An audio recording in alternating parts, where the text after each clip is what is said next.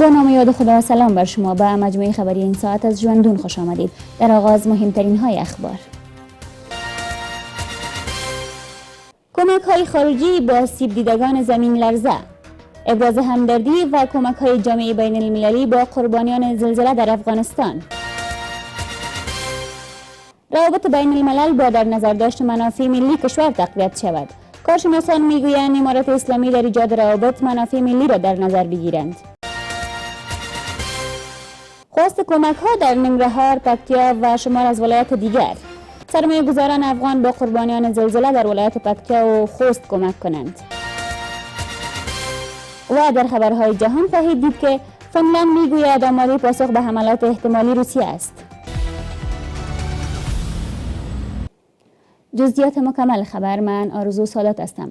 زلزله اخیر در شمار از ولایت‌های افغانستان با عنوان یک حادثه دلخراش در داخل و بیرون از کشور خوانده شده است. آمریکا، جامعه بین المللی، سازمان ملل متحد و شمار از کشورهای جهان با آسیب دیدگان زمین لرزه ابراز همدردی کرده و از کمک‌های فوری به آنها خبر می‌دهند.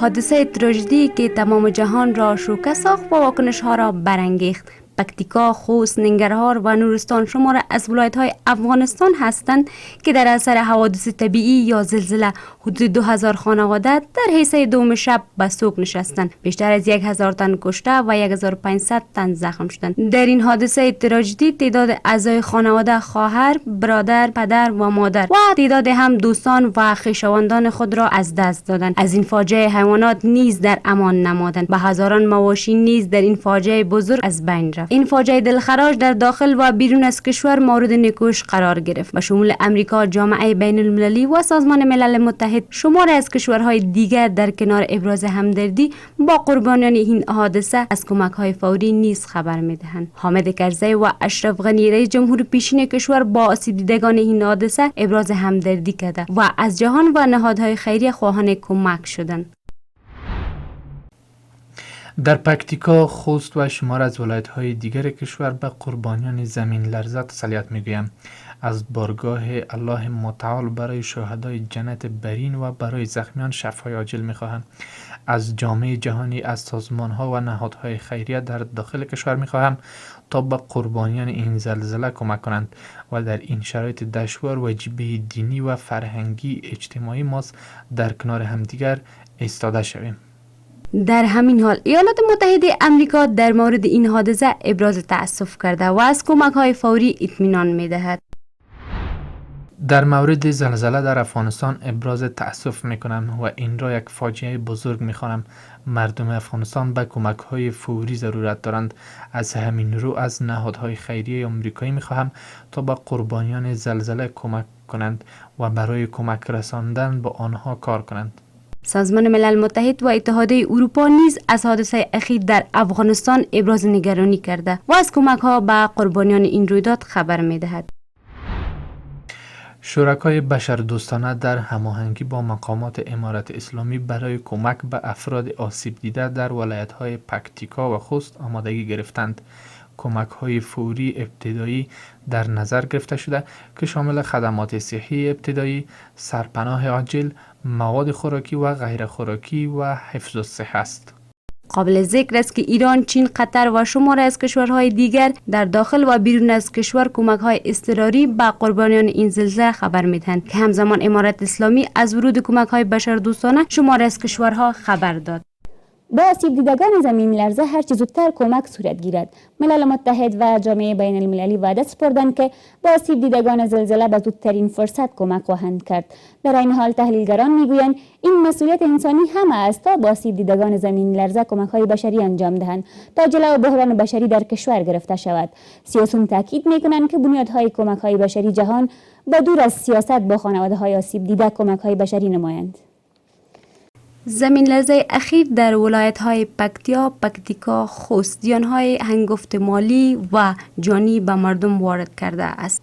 مردم و سازمان‌های داخل و خارج از کشور از کشته شدن مردم آل و خانم‌ها در این زمین لرزه ابراز همدردی کردند و افزودند که با افغان‌ها به ویژه آسیب دیدگان این زمین لرزه کمک‌های عاجل صورت گیرد. سیاسیون میگویند جهانیان و کشورهای همسایه از روی حس بشری و انسانی با خانواده‌های آسیب دیده کمک‌های لازم را انجام دهند. بشری حقوق پر بنیاد باندې بشری او اخلاقي او انساني اړیکو پر بنیاد باندې دغه یو ناورین یو طبیعي آفات سره غره ده چې مثلا یو لوی زلزله سره ده او ډېر شمېر کسان په خوست او پکتیا او پکتیکا کې وژل شوي دي. دوی ته اړین ده چې نړیوال زر تر زره خپلې بیړنۍ مرستې د خپلو پالیسیو پر بنیاد باندې هغه بودیجه چې دوی لري خصوصا خیریه موسسې او دغه کومکونه مرستې چې کوي او بشري حقوق چې دوی پالیسي مخته بیایي دوی به د افغانستان سره زر تر زره مرستې وکړي. در حین حال شمار دیگر از جهان و بنیادهای خیریه می‌خواهند برای جلوگیری از بحران بشری با افغان‌ها و آن عده از افراد کمک کنند که از اثر زمین لرزه زیان‌های مالی و جانی دیده‌اند و حالا سرپناه ندارند. کچیره نړیوال سازمانونه د متضررینو سره همکاري ونکړي بیا یو بل بشري فاجعه او ناورین رامنځته کیږي. بناءً له کورنیو او بهرنیو ټولنیز او خیریه نهادونو څخه غواړم چې هر څه عاجل د دې پیښې ټپیانو او متضررینو سره مرسته او همکاری وکړي. تحلیلگران میگویند جهان و ملل متحد وعده سپرده که به نیازمندان کمک میکند، اما آنها از امارت اسلامی میخواهند تا کمک ها را به گونه شفاف به مناطق برسانند. اوس د افغان هر وګړي او د طالبانو حکومت افغاني مسؤلیت ده، اسلامي او انساني مسؤلیت ده چې د زلزلې له کبله چې دا د پکتیکا ولایت ولسونه ورسره مخامخ شوي دي خپلې مرستې هر څه عاجل دوی ته ورسوي او نړیوالو هیوادو هم خپله ژمنه کړې ده په شمول د سیمې هیوادو چې موږ به ډېر زر په عاجله توګه دغو متضررینو ته چې زلزلې له کبله دوی ته وارد شوي دي خپلې مرستې ترسره کړي. قابل یادآوری است که تا حال قطر، ایران و پاکستان در بخش‌های مختلف کمک‌هایشان را با کابل فرستادند، اما توقع می‌رود کشورهای دیگر نیز از روی حس انسانیت و همدردی با افراد نیازمند هرچه زودتر کمک و همکاری کنند. روسیه می‌خواهد با افغانستان و کشورهای دیگر تیل عرضه کند. تحلیلگران می‌گویند زمانی که آمریکا از افغانستان کناره‌گیری کرد برای کشورها لازم است تا به گونه مستقل در این کشور سرمایه‌گذاری و ارتباطات برقرار کنند. امارت اسلامی نیز منافع کشور را در نظر گیرد و با کشورهای همسایه روابط متقابل را حفظ کند. زمانی که ایالات متحده از افغانستان خارج شد، روسیه و سایر کشورها روی ایجاد روابط سیاسی کار کردند. تحلیلگران میگویند که افغانها خاطرات بسیار شیرین و تلخی با روسیه دارند و به همین دلیل است که امارت اسلامی باید از سیاست قوی استفاده کند. په افغانستان کې امریکا او ناتو شاتګ وکړ نو روسیه چین د افغانستان ګاونډیان ایران هر غواړي چې په دې ځای کې پانګونه وکړي د افغانستان سره تجارت وکړي د افغانستان سره ښې اړیکې وساتي. دا د هر یو د حق ده. افغانستان هم باید د متقابل احترام په فضا کې د افغانانو ګډ ته په پام سره د هر چا سره ښې اړیکې وساتي. نه تنها روسیه بلکه چین، ایران و شماری از کشورهای دیگر نیز از ماموریت 20 ساله آمریکا در افغانستان انتقاد کرده‌اند. روسیه و ایران اخیراً برای ایجاد روابط با مقامات افغان کار می‌کنند. در همین حال سرگئی لاوروف وزیر امور خارجه روسیه به ایران سفر کرد و از جمله موضوعات دیگر با مقامات ایرانی در مورد افغانستان نیز گفتگو کرد.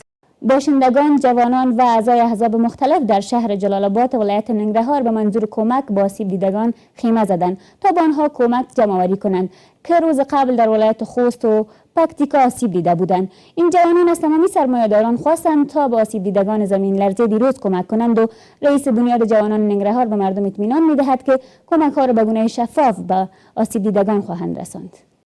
این خیمه از سوی جوانان ننگرهار در شهر جلال آباد به این هدف گذاشته شد که روز قبل از اثر زمین لرزه در ولایات خوست و و پکتیکا شمار زیادی از افراد ملکی کشته و زخمی شدند. این جوانان میگویند به واسطه این خیمه از مردم کمک جمع‌آوری کرده و به خانواده های میرسانند که در زلزله های روز قبل آسیب دیدند. آنها از تمام تجاران و مردم میخواهند که با افراد آسیب دیده کمک و همکاری نمایند. به گفته آنها هنوز هم شمار زیادی از افراد در آنجا با مشکلات روبرو هستند. نن په ننګرهار کې د ننګرهار ولسونو مدني فعالان او ځوانانو لخوا د پکتیکا زلزله ځپلو لپاره په جلال آباد ښار کې او د سرکه کې د مرستې لپاره کمپ یا خیمه لګېدلې ده. د ټول افغانستان یو ملت یو، ټول په درد او غم کې سره شریک. که د هر چا هر څومره وس کېږي، که د کور لوازم وي، سامان وي، نغدي پیسې وي، مونږ به یې راټولو دلته په منظم ډول او په شفاف ډول. بیا به دا صندوقونه مونږ بیا د دې ټولو ملګرو په موجودګۍ کې خلاصو او یو هیات به ورته ټاکو. د هغه هیات په حضور کې به دا هلته به هم د مرستې په شفاف ډول باندې، یعنې داسې به نه وي چې هلته به مونږ د یو ولسوالۍ کې یو چا. جوانان ننگرهار میگویند این حادثه آنها را نیز جگرخون ساخته است، چون افراد زیادی در این حادثه جانهایشان را از دست دادند. آنها میگویند این کمک ها را به گونه شفاف به آسیب دیدگان خواهند رساند.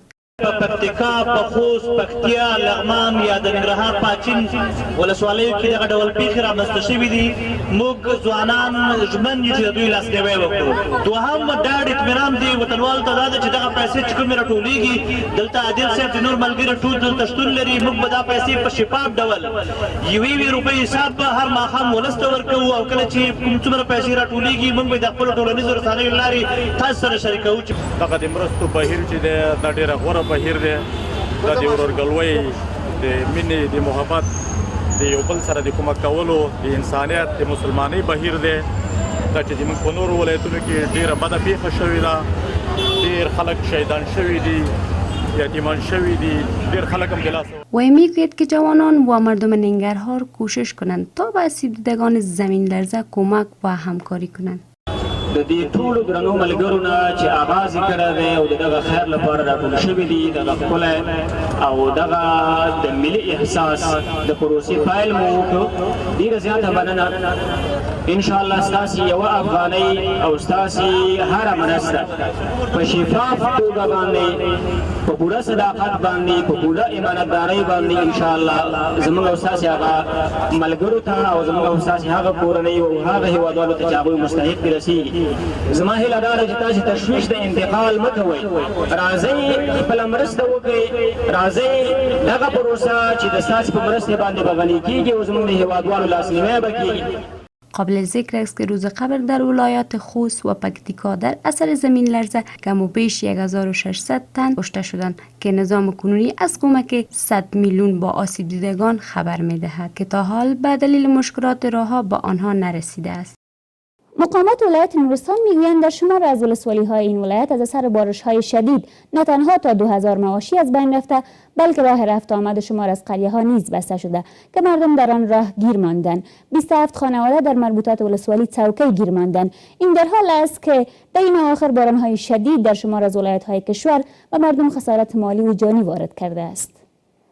در شماری از مناطق مرتفع ولایت نورستان و کنر اتاقهای بعضی چوپانان از اثر بارش غیر فصلی و برف تخریب شده و خسارات مالی و جانی را در پی داشت. در منطقه دیوگل دری ولسوالی سوکه ولایت کنر 27 خانواده که در فصل تابستان مواشی خود را در آنجا می‌چراندند به دلیل طوفان و بارش شدید در آنجا گیر ماندند که تا اکنون 12 طفل آنها از بین رفتند. در گزارش ها آمده که باشندگان نزدیک محل به منظور کمک ها به آنجا رفتند، اما به دلیل کار نکردن شبکه‌های تلفن با آنها ارتباط برقرار ساختن نمی‌توانند. بر اساس گزارش‌ها این منطقه حدود 4000 متر بلندی دارد. او از چهارشنبه گذشته بدین سو 2.5 متر برف واریده است. مقامات قلوردوی خالد بن ولید در شرق میگویند که نیروی این قلوردو به میدان هوایی ننگرهار رفتند تا به افراد گیر مانده در برف کمک کنند و آنها را از زیر برف بیرون کنند. کشته شدن یک کودک افغان توسط نیروهای سرحدی ایران. حبیب الله الهام رئیس اطلاعات و فرهنگ ولایت نیمروز میگوید که ظهر روز گذشته نیروهای سرحدی ایران در نزدیک مرز این کشور در ولایت نیمروز بالای کودکان تیراندازی کردند. به گفته او در نتیجه این تیراندازی 2 کودک دیگر نیز زخم برداشتند. مقام‌های ایرانی تا اکنون در این مورد چیزی نگفتند. و خبر اخیر این که وزیر مالی اسبق دوباره به کشور برگشت. کمیسیون تماس با شخصیت ها می گوید که هدایت امین ارسلا وزیر مالی اسبق و مشاور رئیس جمهور پیشین افغانستان به کشور برگشت. احمدالله وثیق سخنگوی این کمیسیون طی توییتی از برگشت ارسلا به کشور خبر داده است. در همین حال وثیق می گوید که شمار زیاد شخصیت های دیگر نیز با این کمیسیون در تماسند و قرار است به زودی به کشور برگردند. گفتنی است که در هفته های اخیر چندین شخصیت افغان به شمول وزیران پیشین حکومتی به افغانستان برگشتند. بر اساس معلومات کمیسیون تماس با شخصیت ها بیش از 100 تن از شخصیت های افغان فرم های برگشت را خانه‌پوری کردند. با سپاس از شما و همکاران بخش تکنیک رسیدیم به پایان مجموعه خبری این ساعت از ژوندون. ممنون که بیننده خبر از ژوندون بودید. تا دیدار، خدا نگهدار.